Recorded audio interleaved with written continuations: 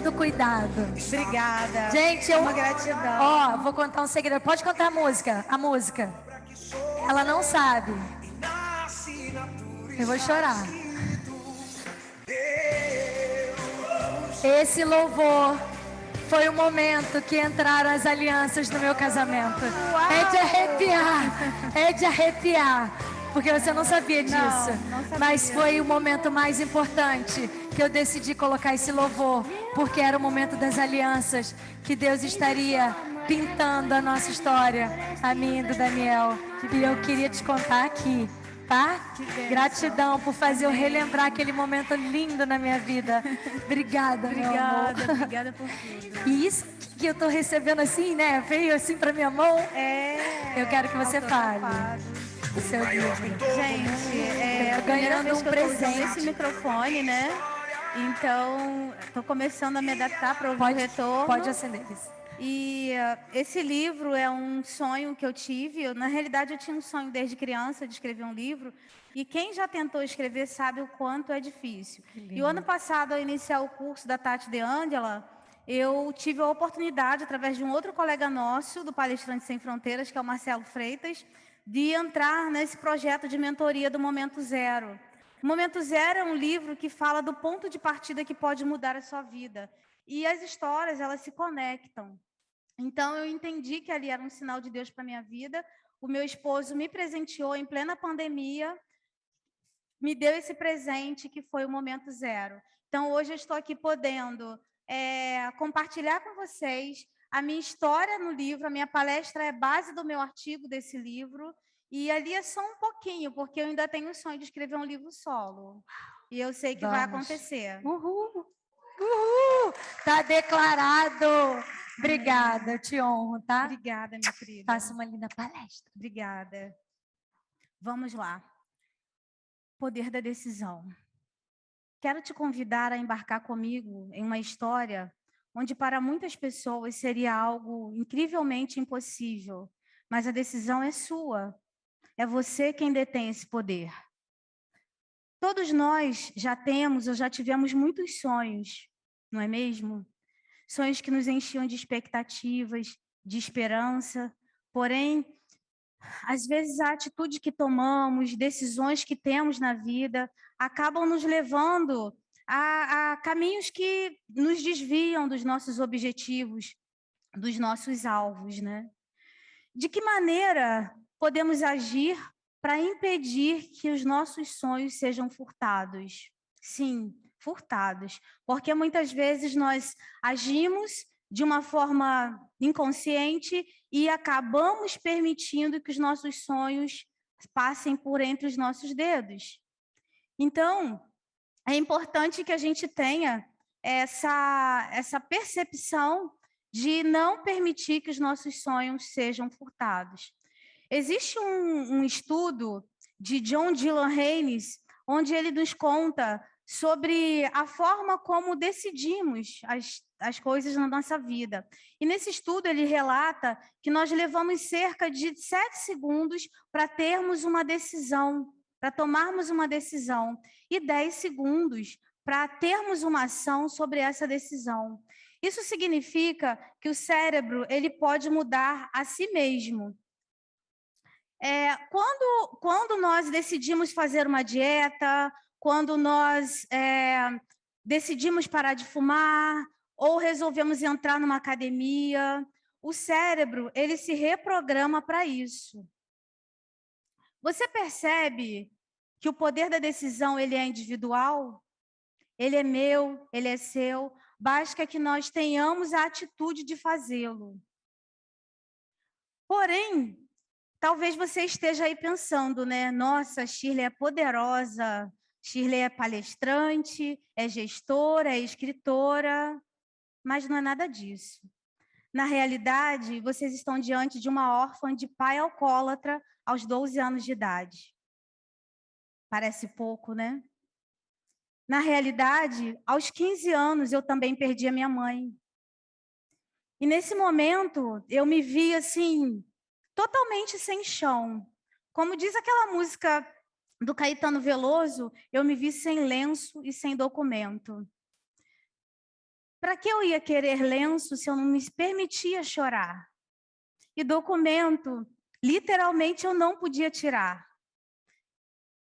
Todos sabem que para você tirar documento, você precisa ter uma determinada idade ou os pais para assinar, e eu não tinha nenhuma coisa nem outra.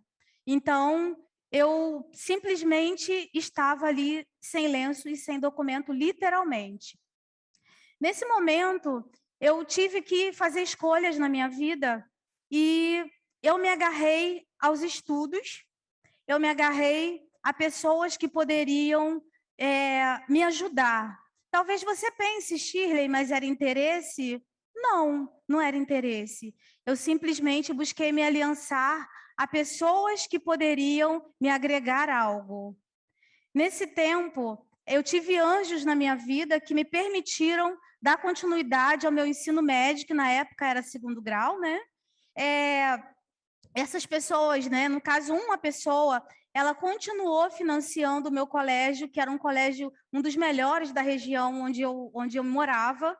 Se fosse hoje, era algo em torno aí de 1,5 salário, né? Para a realidade da Zona Sul, não é muito, mas da Zona Oeste, Norte, Baixada, é um valor expressivo.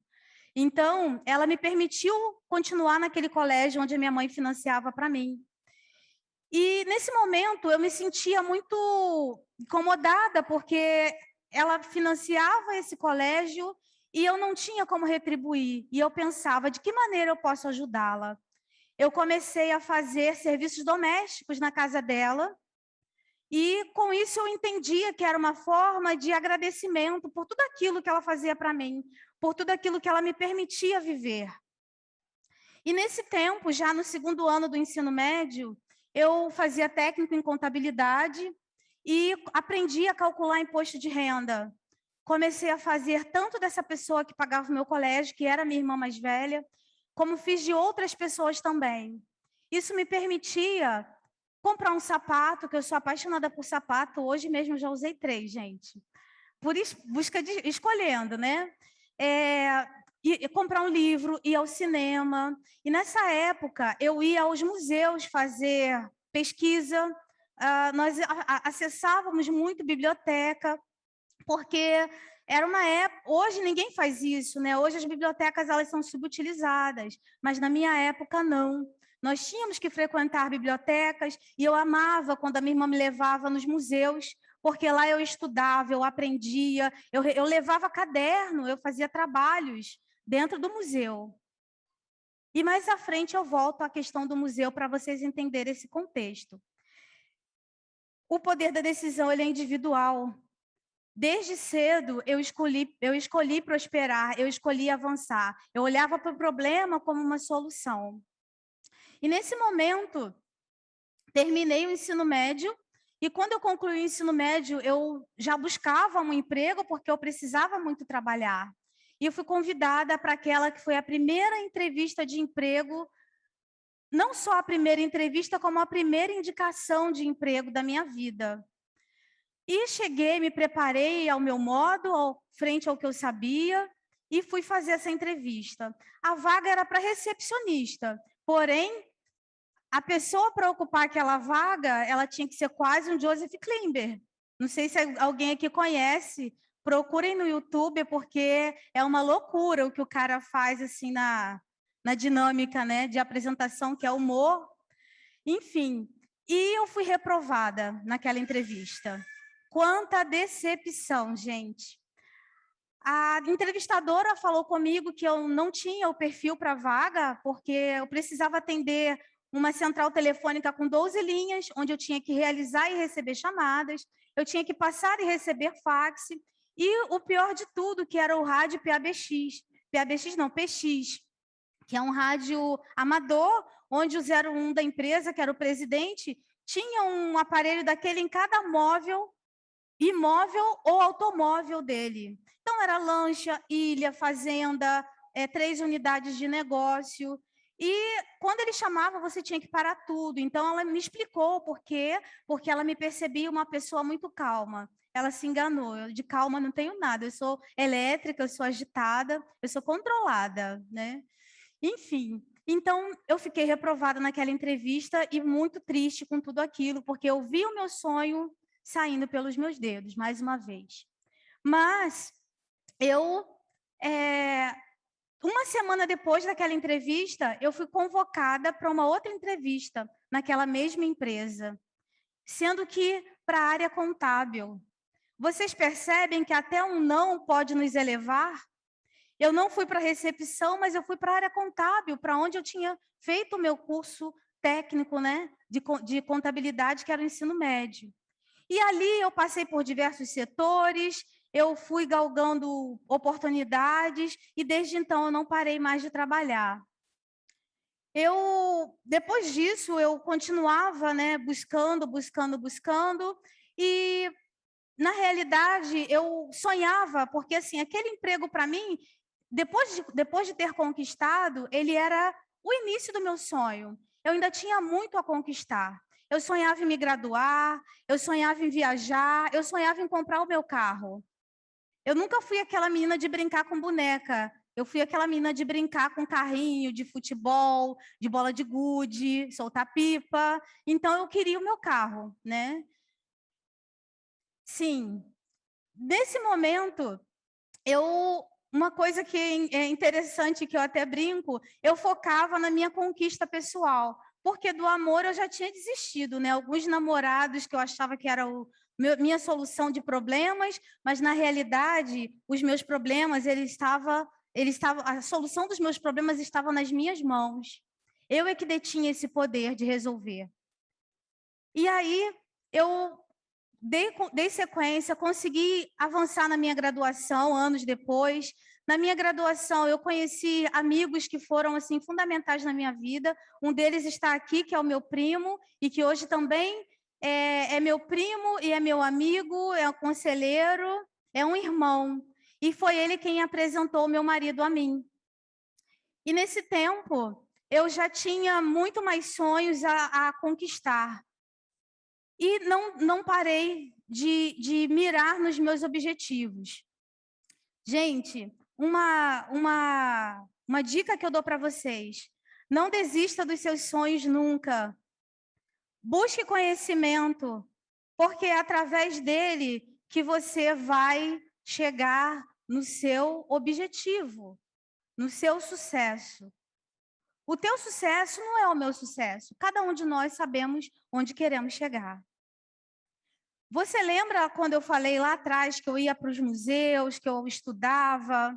Pois bem, nessas minhas idas ao museu, nessa minha busca por conhecimento, eu pensava o seguinte: bem, eu gostava muito de história, então eu pensava, minha primeira viagem internacional vai ser para a Europa. Eu quero conhecer a Itália, eu quero conhecer a Alemanha, eu pensava isso. E a minha vida seguiu. Nessa minha busca por conhecimento, eu me relacionei, conheci pessoas, fiz network, pois somos a média das 5 pessoas com quem nos relacionamos, né? Sabemos que as 5 pessoas é só um número, mas nós somos frutos do meio. E em 2011, eu já atuava como analista financeiro de uma determinada empresa, que é a empresa que eu estou até hoje, e recebi o convite da minha diretoria para assumir a gerência da unidade Rio de Janeiro. Mas isso só foi possível porque eu tive um sonho. Isso só foi possível porque eu me preparei para estar ali. E ali eu fiquei muito realizada com aquela possibilidade de crescimento e assumi aquela função muito feliz, sendo que o que eu não sabia, que o líder, ele é solitário. O líder, a liderança, ela gera desafetos.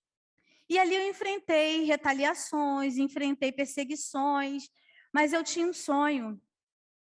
E nada iria impedir o meu sonho de acontecer. Depois de quase 3 anos, desde que eu assumi a gerência, sofrendo com essas retaliações,